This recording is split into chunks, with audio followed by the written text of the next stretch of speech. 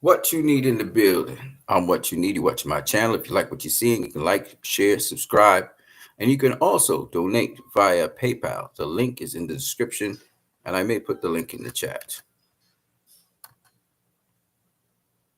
Okay. For some reason you can't paste it in the chat. Let's talk. Lessons learned from Haney versus Garcia. Mauricio Suleiman just recently had some statements to say about the Haney versus Garcia fight along the lines of what Timothy Bradley was actually saying about Ryan Garcia and also about what transpired. And it was interesting how he was talking about the scoring and everything. So you guys can check it out. It's in my community section of my channel. I'm going to play something for you guys. Maybe you'll hear it. I hope you do. Listen to this. This is Timothy Bradley being interviewed by Sean Sittel, and he had this to say.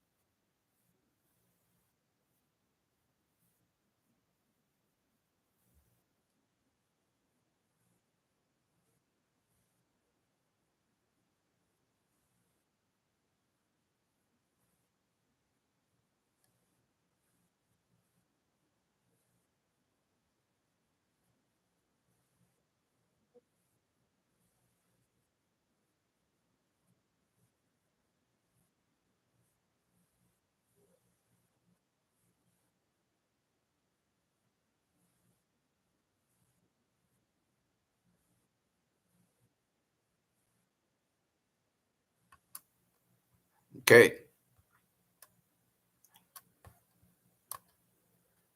Now, remember, these are lessons to learn.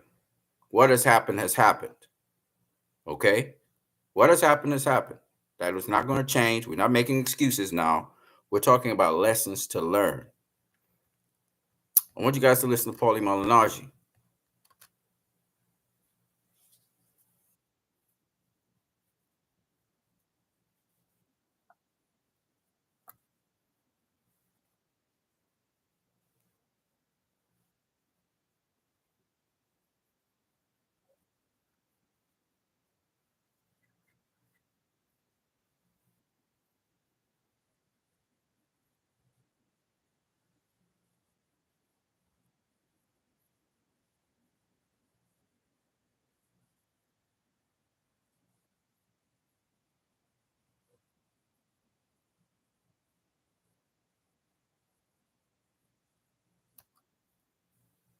Okay. So that's Paulie Malignaggi. I don't know if you heard him properly. So let me see if I could play it again for you guys to hear. These are all experts in the sport of boxing, okay? Hold on one second. Let me see if I can get Paulie again. Okay, I think this will be a little louder.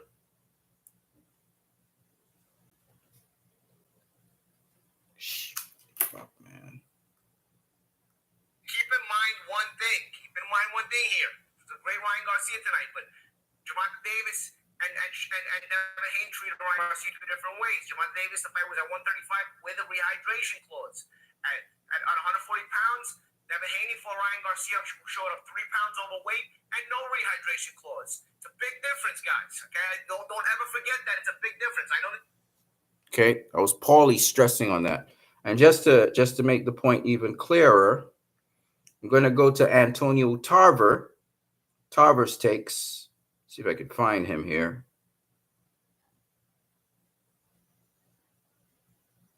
Yeah, Tarver's take. And you know I'm coming back with Tarver's take, man, to recap of the big fight, right?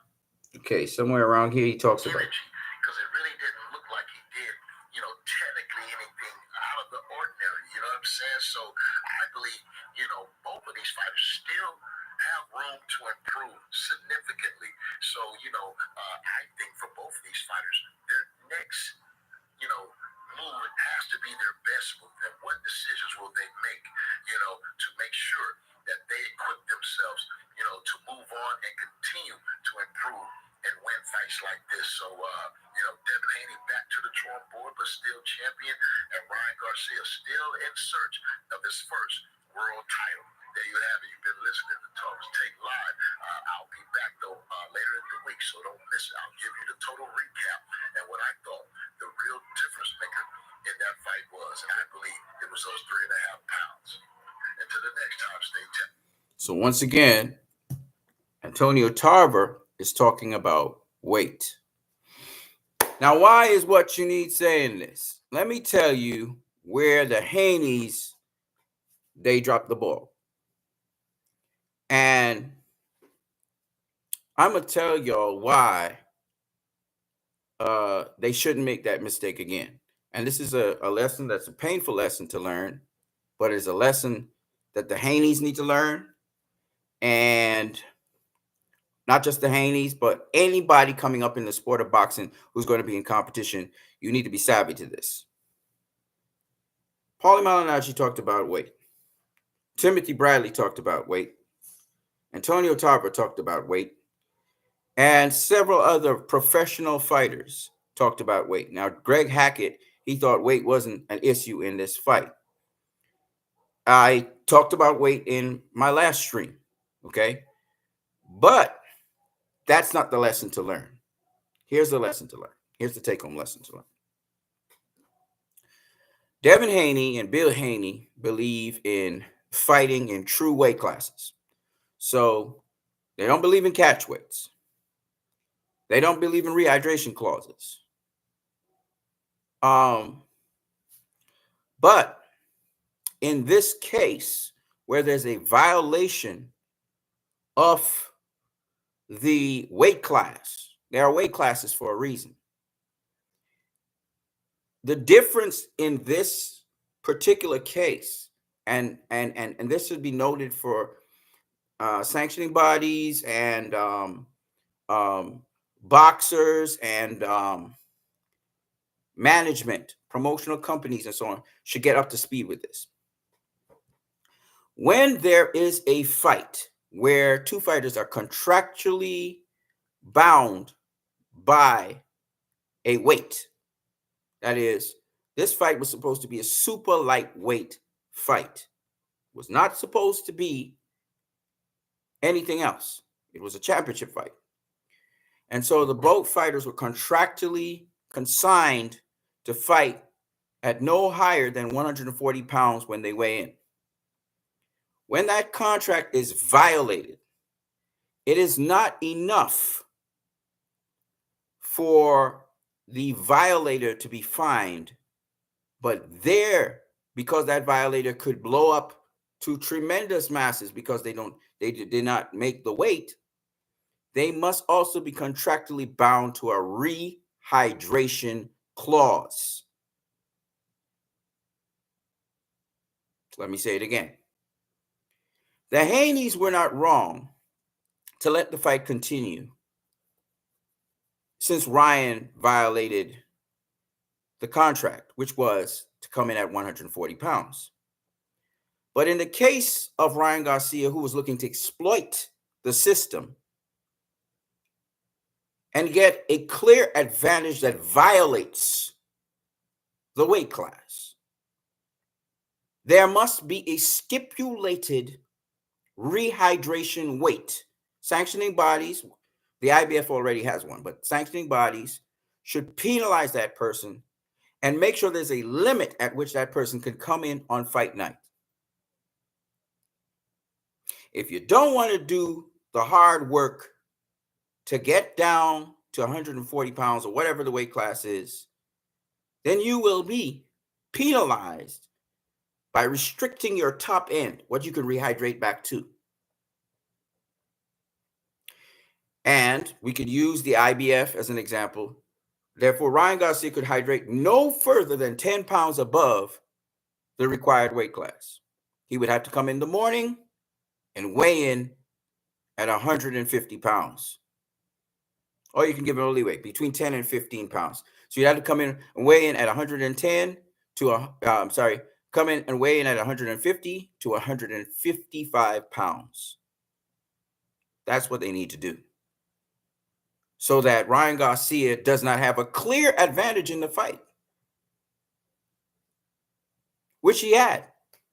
This fight did come down to Devin Haney being able to take Ryan Garcia's punch. And it was very unfair because Devin Haney is a super lightweight. He might be a big super lightweight, but he's a super lightweight.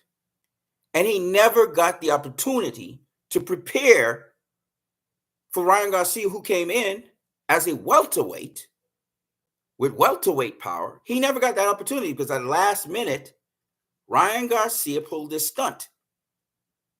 And he was able to rehydrate up to who God knows how high. And you saw how big Ryan Garcia was already.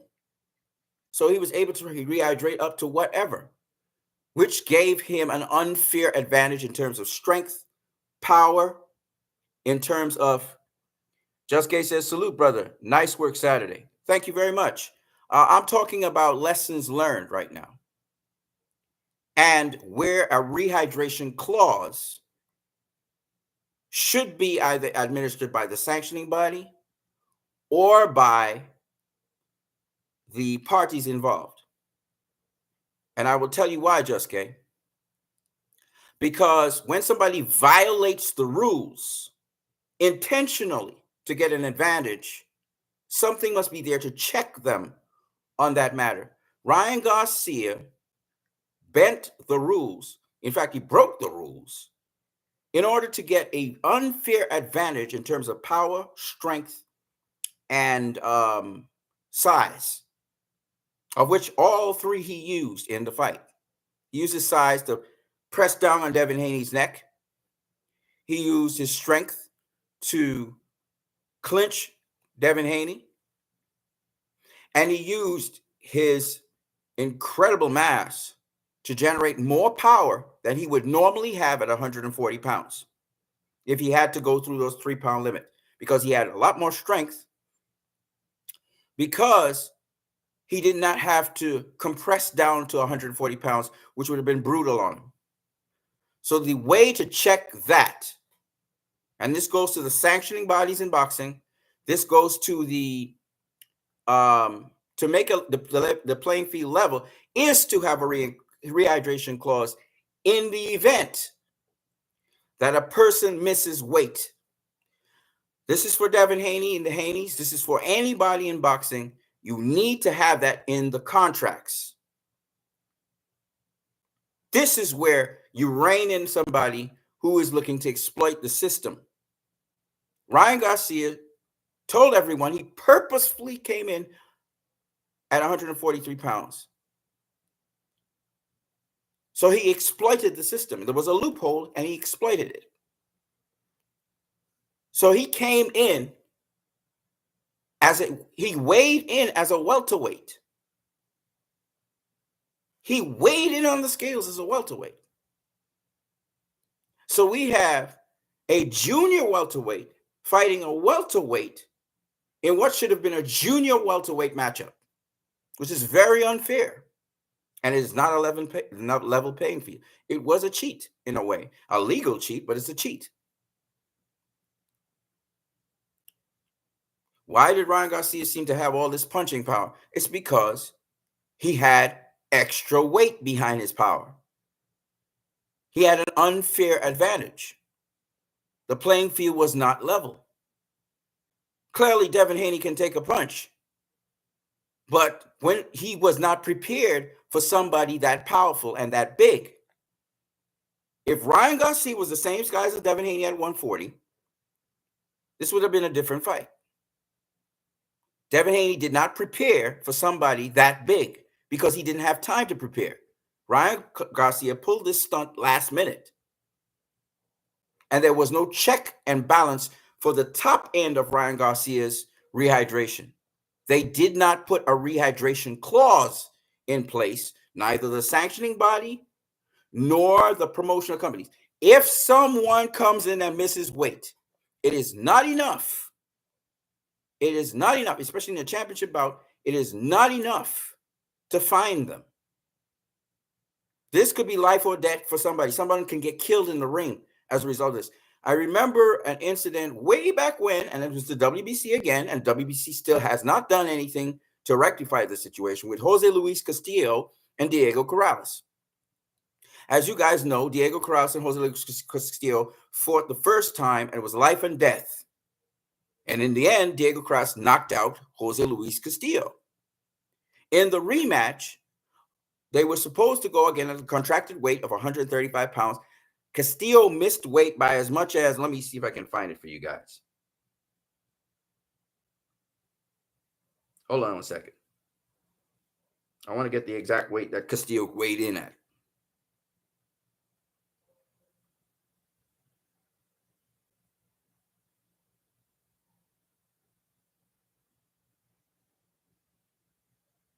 Hold on one second. Oh, Castillo's almost the same age as me. That's crazy. Oof.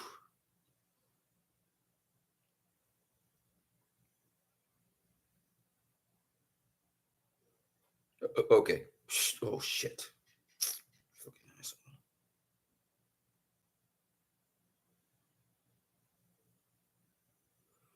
Whew. Jose Luis Castillo versus Diego Corrales. Maybe I can show you guys this on the screen. Maybe I can't. Let me show you. In 2005, Jose Luis Castillo faced Diego Corrales. Okay? I gotta get in front of the camera. Can you see that? Can you see that? All right. Now, this is at 135 pounds. Diego Corrales made the 135-pound limit. But as you can see, Jose Luis Castillo came in 3.5 pounds over the limit, 138.5 pounds. The outcome of the fight, Jose Luis Castillo stops Diego Corrales in the third round. Okay? Why? He had a lot more mass. So he could take the punches better, and he could also land harder punches. So he was able to get Diego Corrales out of there in 3 rounds.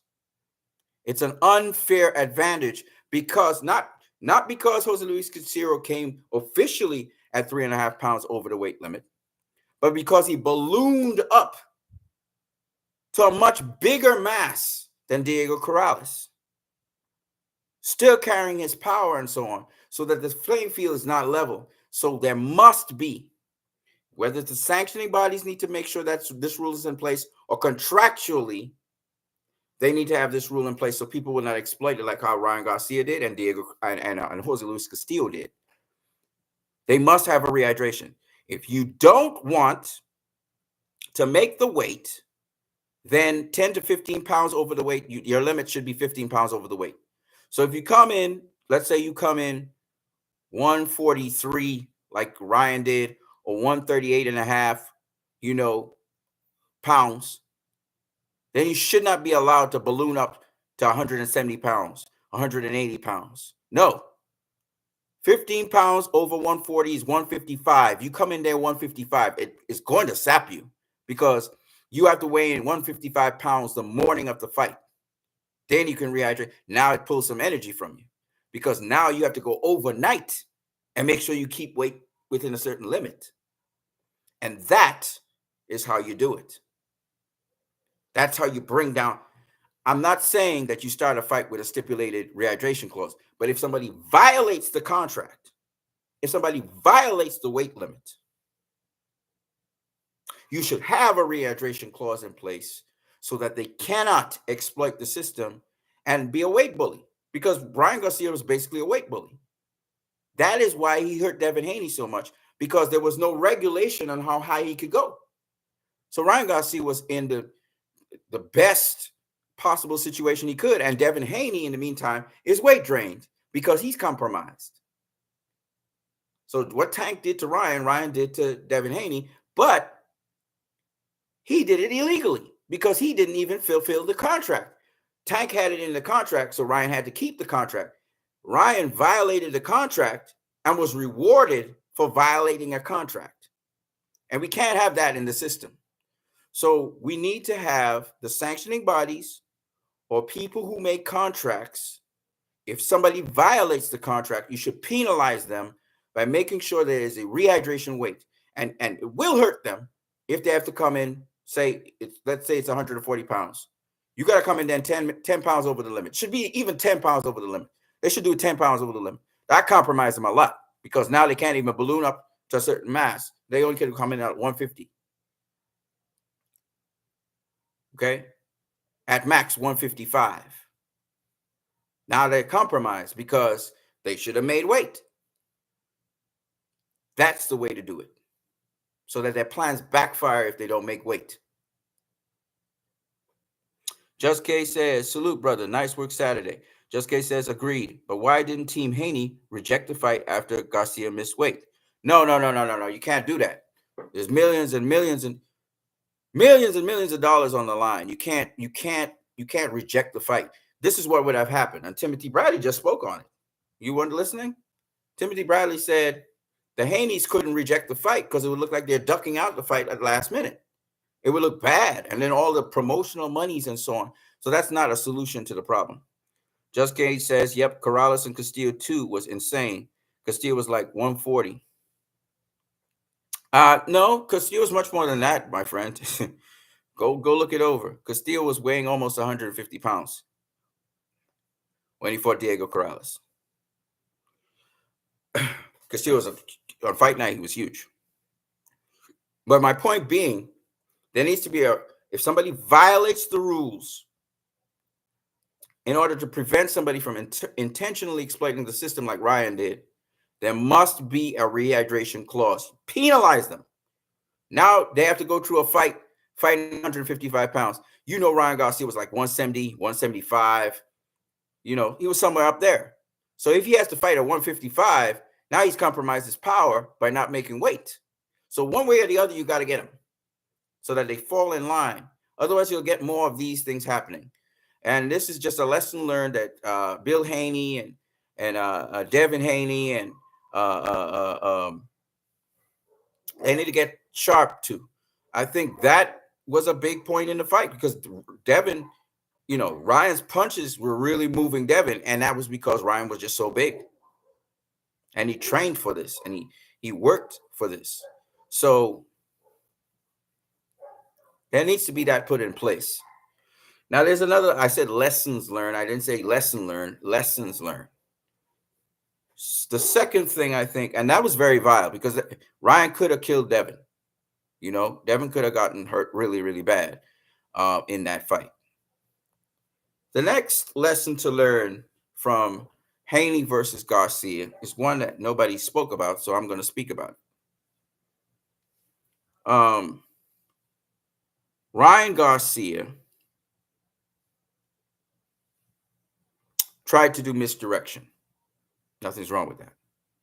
He got in Devin Haney and Bill Haney's head. But here's the thing that we need to speak about that nobody is, as far as I can see, nobody else talked about, which is that Bill and Devin Haney both bid on the bait they both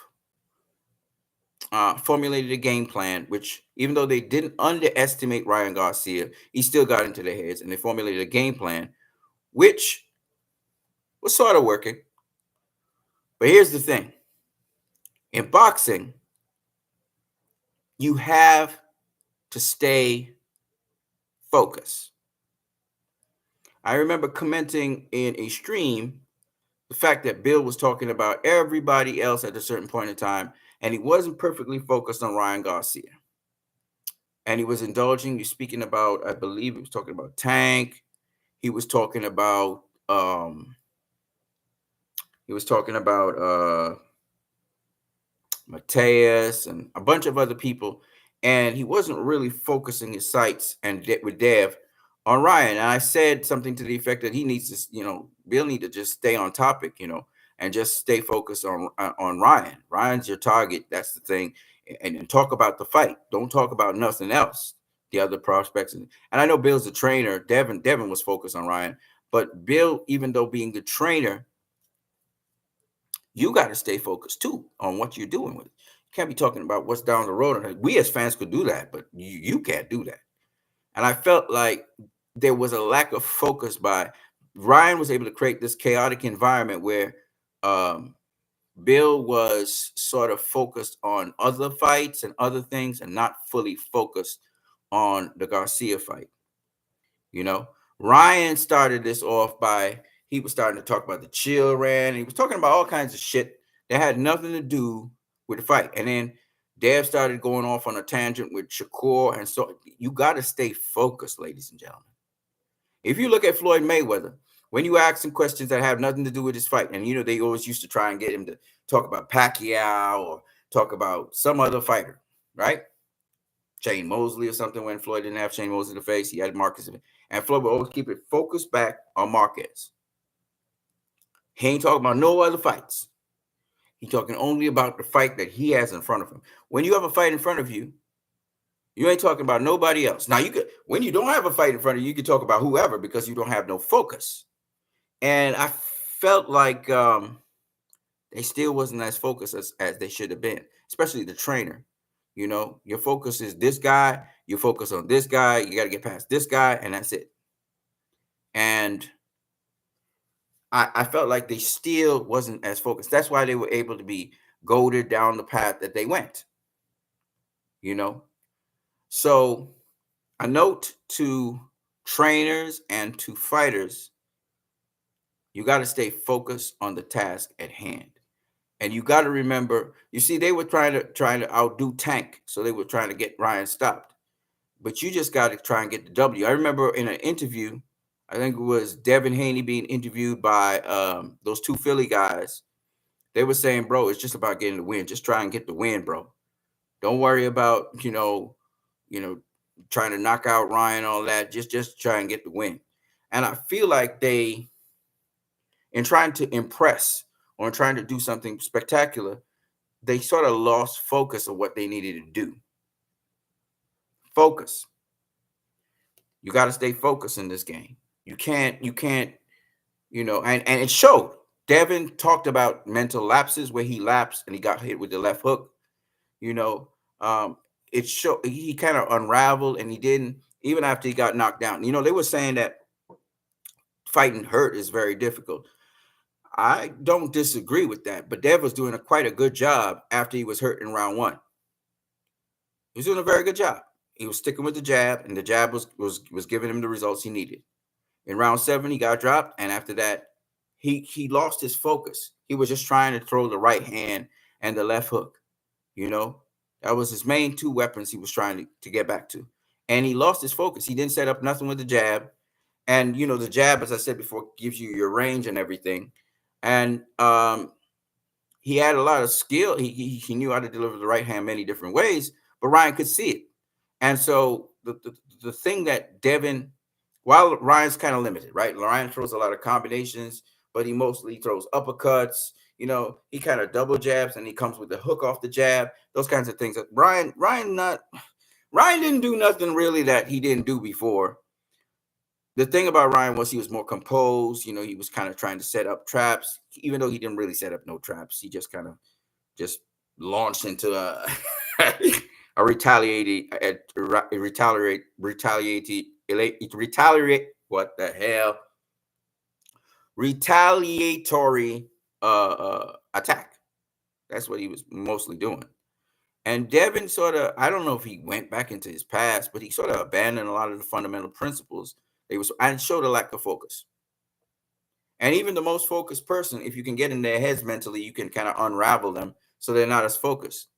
You know, as some people said, we didn't see enough adaptations by Devin. Devin didn't try to fight off the back foot. He didn't try to use his pivots like he usually uses pivots, attack off angles. And I feel it's just because he was so desperate to hit Ryan. He just wanted to beat on Ryan after he got dropped. He just wanted to beat on Ryan. And it just unraveled for him and worked out for Ryan. And Ryan wasn't even throwing that much jabs, you know. Ryan has a quick check hook that could catch the jab, but for the most part, Devin Haney was getting out of the way of the check hooks, and once he used his jab, he was able to keep the range that he needed to have. So the lesson is to be focused. You can't lose your focus. You have to be razor focused. You know, the difference between Devin Haney getting knocked down by Ryan Garcia, which he did get hurt pretty bad, but he did recoup pretty quickly.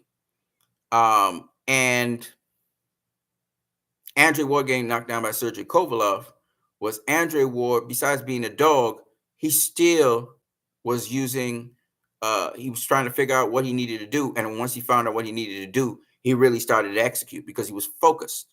He was focused on Sergey Kovalev. Whereas Devin Haney lost his focus after being dropped by Ryan Garcia. He just lost his focus and he was just trying to beat him down. He was trying to bang out, and focus is so important. But the focus began to be lost after Devin Haney started tweeting all kinds of crazy things to Shakur and all these other people because Ryan was, tweeting a whole set of unfocused stuff. And Ryan did that to create the ambience for Devin Haney and Bill Haney to lose their focus. And then the interview started to get, Bill started to talk all kinds of things about people stay busy fights and all kinds of crazy stuff. He started talking because they were egging him on for sound bites so that he would be unfocused. He never said that Ryan Garcia is a threat. Ryan Garcia, you never heard him, even though he was talking up Ryan Garcia, he wasn't really focused on Ryan Garcia. You could tell.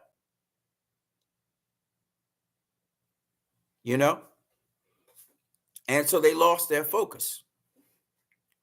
Here's another lesson to learn in boxing. Because Devin Haney had all the tools to still beat Ryan Garcia in spite of that weight advantage that Ryan had.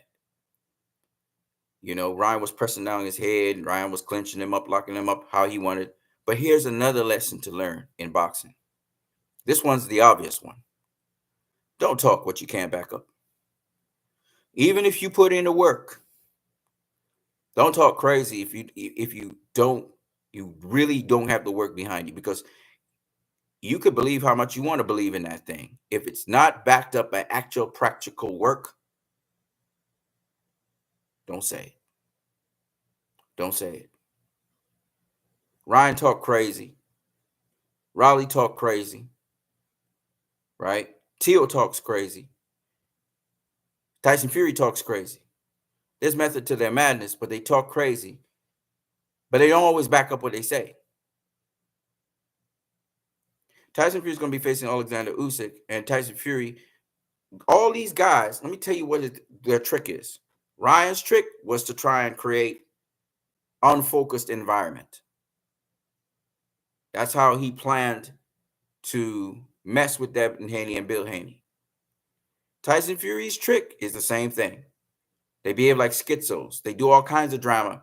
And if you buy into the drama, they'll get you. Same thing with Raleigh. All these guys, they do all these little antics to defocus you. Ryan succeeded in defocusing Dev. Dev actually believed Ryan was crazy. And he also underestimated Ryan. So because their eyes wasn't on the ball, and we're watching Ryan like a hawk, they got duped into Ryan going on the scales, not making weight, and having no consequences for it except for paying them some money.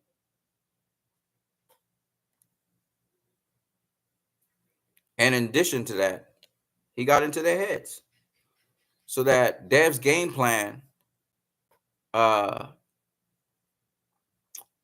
became beat him down, walk through his shots and beat him down, which you just don't do.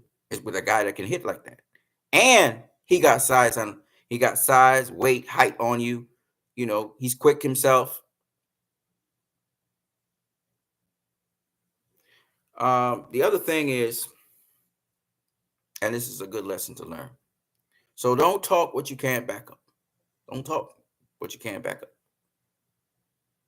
Uh, one more lesson. One more lesson. This is very important. In boxing, as Devin Haney said, you got to be able to take what you could dish out. Boxing's unforgiving.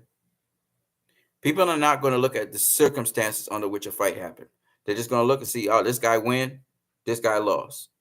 People are not going to watch it the fight and actually score it. Most people didn't score that fight. All they're going to remember is the 3 knockdowns. They're not going to remember that Devin was walking down Ryan and he was actually dominating rounds. Made more rounds than Ryan did. They're going to remember the knockdowns. So the casuals and the people who are just clowns, and there's a lot of Devin Haney would hate. So when you go into a fight, make sure you on your A game, because it's not much. There's a small line between at firing on all cylinders A game and you're looking like a clown and defeat. People are doing a whole set of memes of you getting knocked down because they don't like you. You know, Devin's gonna learn that. You gotta sharpen up and tighten up your game, and you constantly gotta work hard at your craft. You know, he got hit with shots he shouldn't have gotten hit with, and he knows it. He knows it was a poor performance. You know, he got hit with shots he should not have gotten hit with. So he got to go tighten up his game, go back to the drawing board, make sure he's better. If he gets a rematch, if a rematch comes with Ryan, it's probably going to be at 147. Once it's again an even playing field when it comes to weight, then Dev need to sharpen up on what you need to sharpen up. And even if he beats Ryan Garcia at 147, he must go back and look at the fight and wonder if he did everything correctly. He has to look for the flaws and stuff where his defense is holy. So he can make sure he has better defense. Because defense is very important in fights. Just very important. You know? And his defense was terrible against Ryan. That he has better defense than that. But in his intention to go through the firepower of Ryan to get to him, he decided he was just going to do it.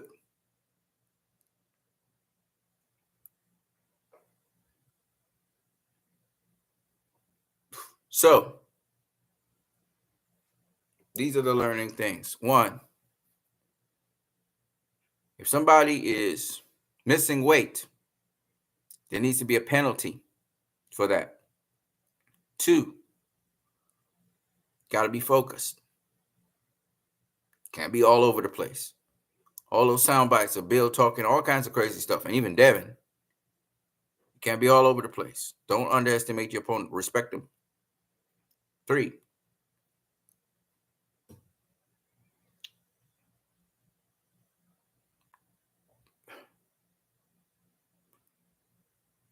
was it's 4 points.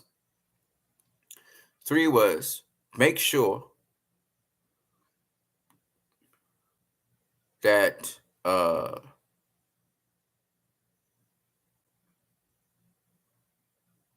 what was 3? I forgot. That's crazy. Excuse me. Hold on a second.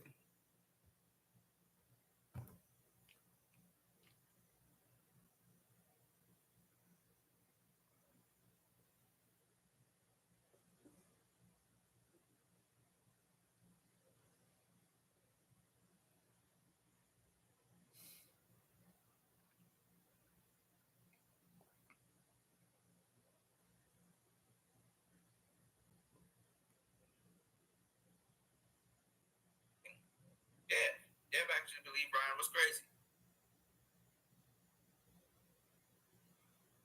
and he also underestimated Ryan. So yeah, don't underestimate your opponent. They underestimated Ryan, and therefore they came in with the wrong game plan. Okay. And the last one, the fourth one, is work on your craft. Always be working on your craft.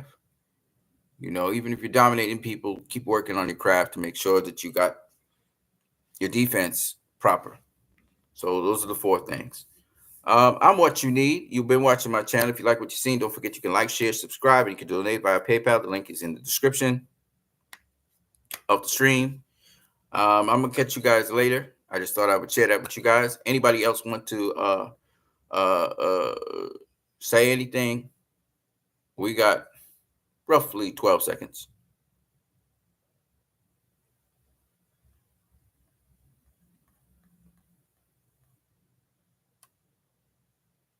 All right.